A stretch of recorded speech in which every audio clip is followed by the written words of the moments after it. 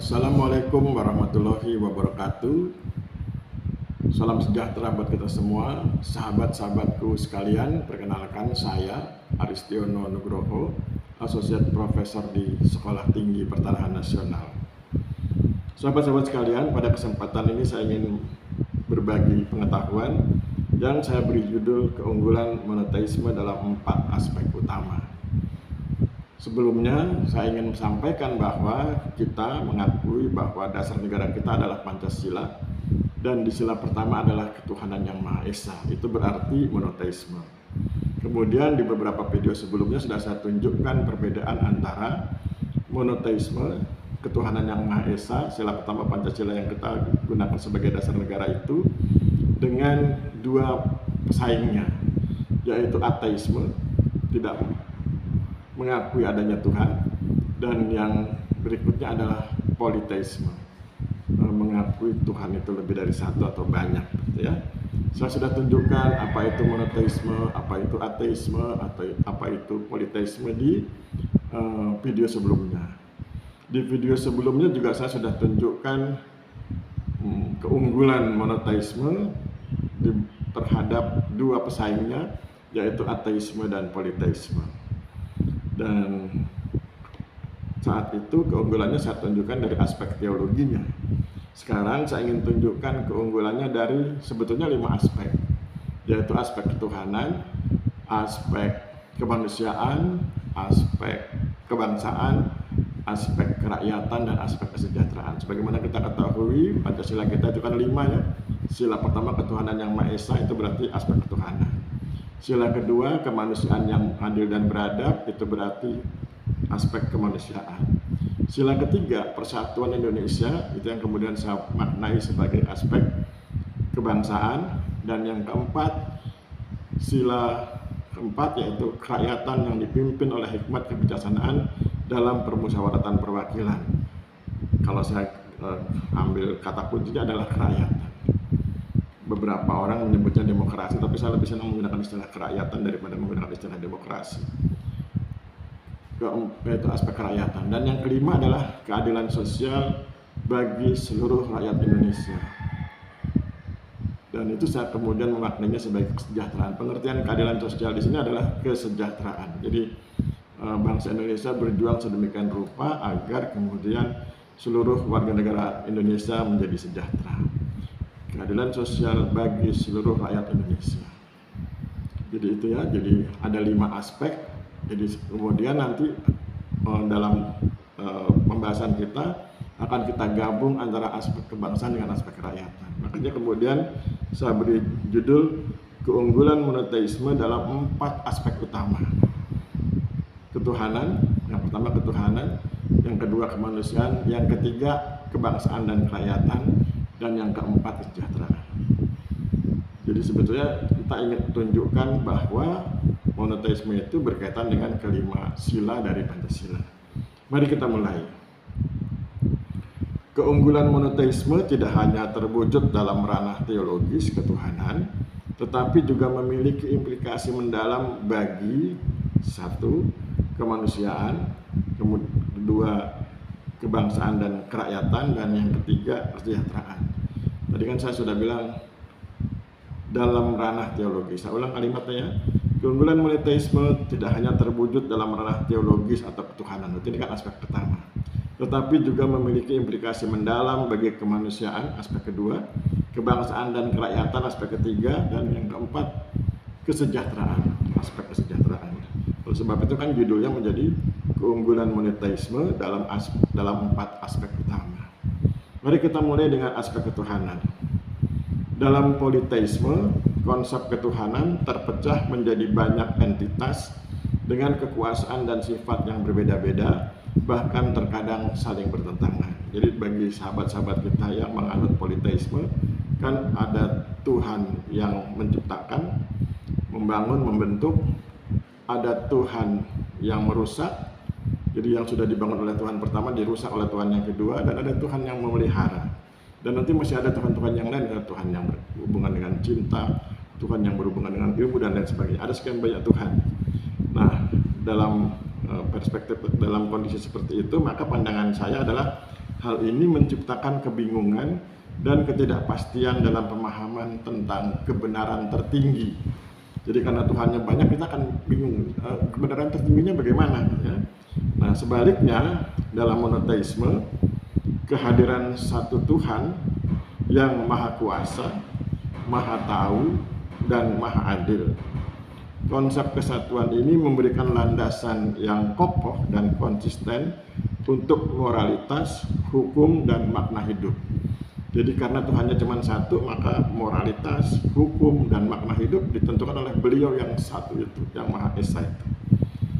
Keyakinan terhadap satu sumber kebaikan tertinggi akan mampu meminimalkan relativisme moral yang ditemukan dalam politeisme. Jadi dalam politeisme, karena Tuhannya banyak, maka kemudian moralitasnya relatif. Karena baik menurut Tuhan yang ini belum tentu baik menurut Tuhan yang ini. Kalau misalnya Tuhannya ada 4, baik bagi Tuhan 1, baik bagi Tuhan 2, 3, 4, mungkin tidak baik atau sebaliknya. Gitu ya. Nah, di mana nilai-nilai bisa berubah tergantung pada Tuhan yang disembah. Jadi kalau kita menyembah Tuhan A, maka nilai-nilai yang kita anut, nilai-nilai yang diperintahkan oleh Tuhan A. Begitu juga nanti sebaliknya, Tuhan dan 2, 3, 4, dan seterusnya. Nah, itulah keunggulan dari aspek dari monoteisme di aspek ketuhanan, yaitu monoteisme menghadirkan satu Tuhan yang maha kuasa, maha tahu, dan maha adil. Konsep kesatuan ini memberikan landasan yang kokoh dan konsisten untuk moralitas, hukum, dan makna hidup. Jadi moralitas, hukum, dan makna hidupnya jelas ditentukan oleh Tuhan yang Maha Esa itu. Itu di aspek ketuhanan. Sekarang kita bergeser ke aspek kemanusiaan. Monoteisme menawarkan pemahaman yang jelas dan bermartabat tentang asal-usul dan tujuan manusia. Manusia dipandang sebagai ciptaan satu Tuhan, ciptaan dari Tuhan yang Maha Esa itu, yang memiliki martabat, tujuan, dan tanggung jawab moral. Jadi kalau dalam perspektif Islam kan dibilang bahwa manusia itu diciptakan fi ahsani taqwim, sesempurna-sempurnanya makhluk ciptaan Tuhan, gitu ya. Jadi sempurna menurut Tuhan. Jadi Tuhan bilang sempurna, kamu saya sempurna, ciptakan sempurna. Fi ahsani taqwim. Manusia dipandang sebagai ciptaan dari Tuhan yang Maha Esa itu, yang memiliki martabat karena dia sempurna versi Tuhan, sempurna dalam perspektif Tuhan, maka dia memiliki martabat, memiliki tujuan, dan tentu kemudian punya tanggung jawab moral. Apa yang harus dikerjakan? Misalnya di hampir semua agama kan perintahnya dua, beribadah kepada Beliau Tuhan yang Maha Esa itu sesuai dengan ketentuan agama masing-masing dan berbuat kebaikan. Nah, itu menjadi tanggung jawab moral. Konsep ini, konsep yang monoteisme itu, konsep ini menumbuhkan rasa persaudaraan universal karena semua manusia adalah ciptaan dari Tuhan yang sama. Jadi kalau Tuhannya satu, Maha Esa, maka semua manusia menjadi setara karena dia diciptakan secara universal dengan value yang bersifat universal oleh Tuhan yang Maha Esa yang menciptakan semua manusia, gitu ya. Nah, ini berbeda, pandangan seperti ini akan berbeda dengan politeisme, di mana dalam pandangan politeisme manusia bisa dipandang sebagai alat bagi para Tuhan, karena Tuhannya kan banyak ya.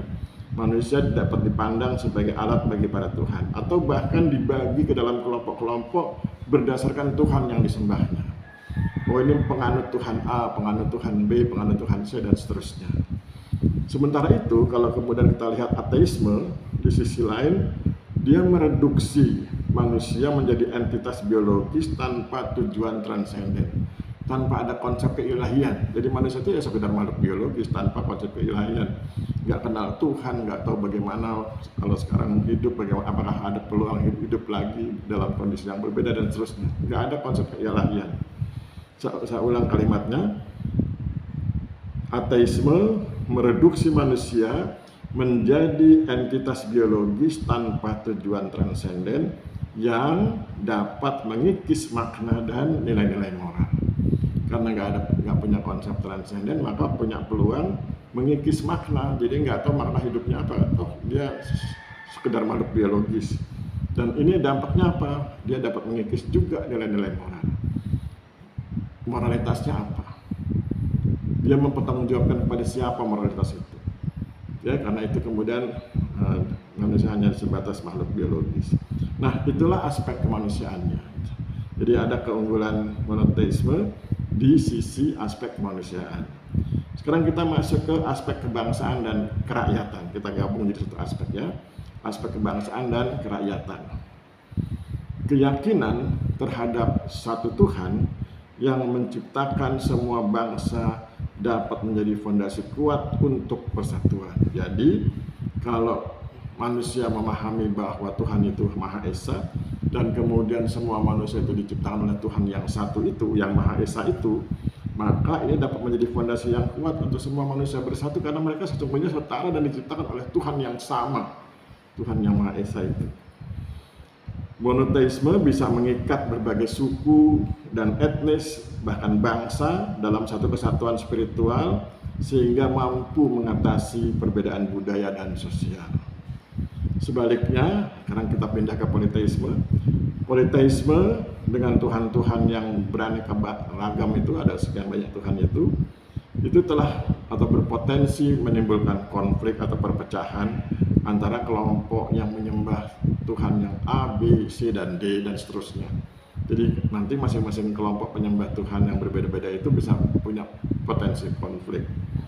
Nah, kemudian dalam kerangka monoteisme, pemimpin bangsa dan rakyat dapat sama-sama tunduk pada hukum moral yang sama yang berasal dari Tuhan. Jadi kalau pemimpin dan rakyatnya menyadari bahwa Tuhan mereka adalah Tuhan yang Maha Esa, berarti Tuhannya sama, maka mereka punya value yang sama, hukum dan moral dan value yang sama, sehingga kemudian lebih mudah buat mereka antara pemimpin dan rakyatnya untuk bersama-sama menerapkan atau memperjuangkan sebuah nilai, mana yang baik, mana yang buruk, bagaimana moralitasnya, bagaimana tanggung jawab moralnya, itu berdasarkan ketentuan yang dibuat oleh Tuhan yang Maha Esa itu.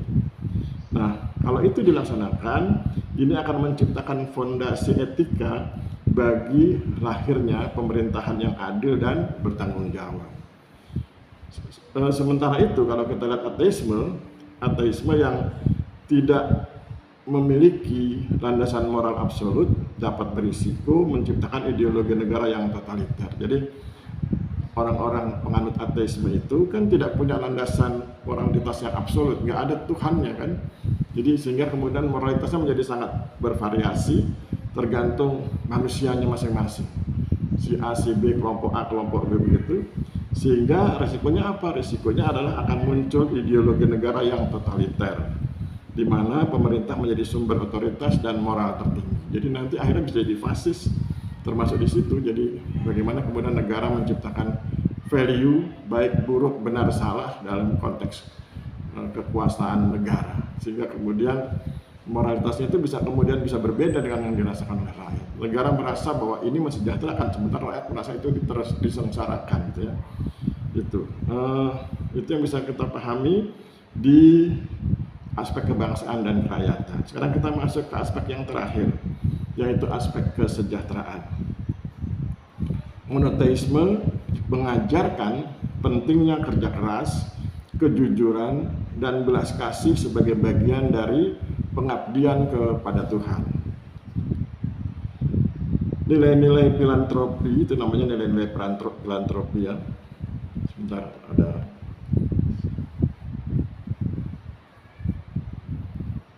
Oke, kita lanjutkan. Monoteisme mengajarkan pentingnya kerja keras, kejujuran, dan belas kasih sebagai bagian dari pengabdian kepada Tuhan. Jadi ketika manusia yang menganut monoteisme, dia akan mengatakan bahwa saya harus kerja keras, saya harus jujur, saya harus berbelas kasih, karena itu bagian dari cara dia mengabdi kepada Tuhan, karena Tuhan perintahkan itu.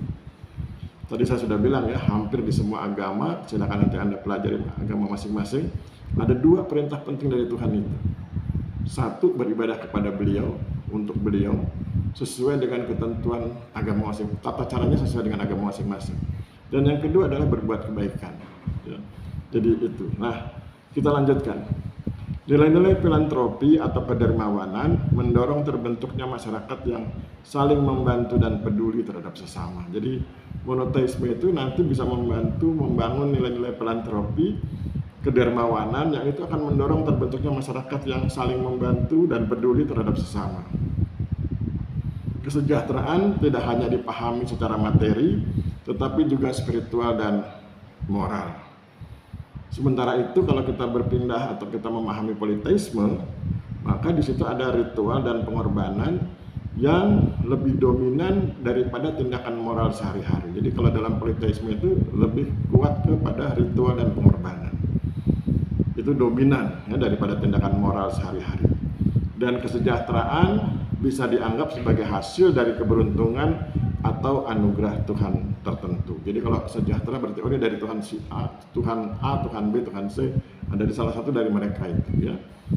Sementara itu kalau kita perhatikan yang ateisme, maka tanpa landasan spiritual ya. Ateisme itu kan tanpa landasan spiritual, dapat memprioritaskan materialisme dan kesenangan pribadi di atas kesejahteraan kolektif. Jadi kalau mereka yang menganut ateisme, maka mereka akan memprioritaskan materialisme dan kesenangan pribadi di atas kesejahteraan kolektif. Nggak ada tanggung jawab moral, karena memang kan nggak ada yang merintahkan dia untuk mempunyai tanggung jawab moral, nggak ada Tuhan, dia nggak kenal Tuhan. Secara keseluruhan, monoteisme menawarkan sebuah paradigma yang koheren dan komprehensif untuk memahami dunia dan peran manusia di dalamnya. Oke, dia akan bicara tentang memahami dunia, tapi dengan manusia sebagai sentralnya.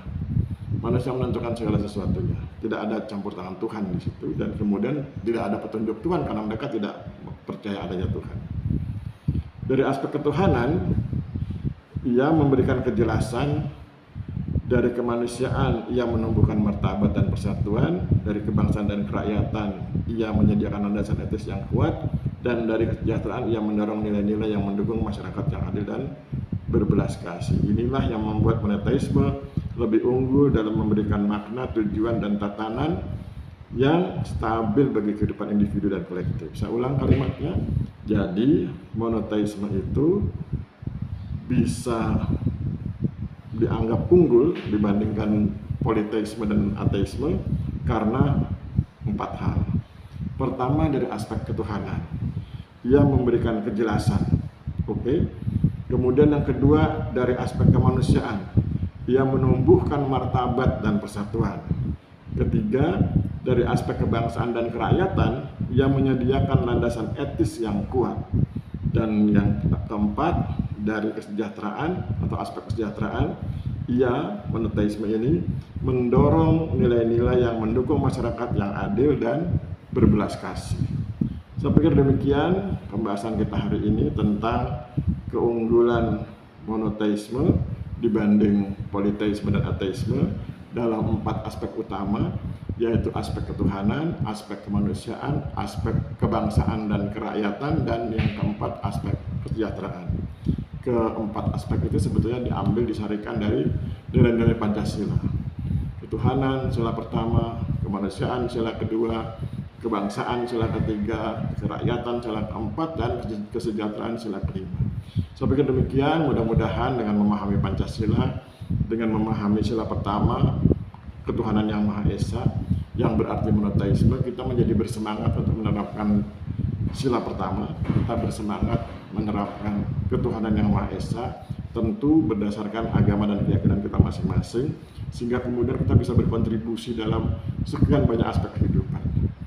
Karena kita ingin menerapkan ketuhanan yang Maha Esa, tentu kita berkontribusi di aspek ketuhanan. Karena kita ingin menerapkan ketuhanan yang Maha Esa, maka kita wajib berkontribusi di kemanusiaan. Kemudian kita juga wajib berkontribusi di kebangsaan, di aspek kerakyatan, dan yang terakhir di aspek kesejahteraan.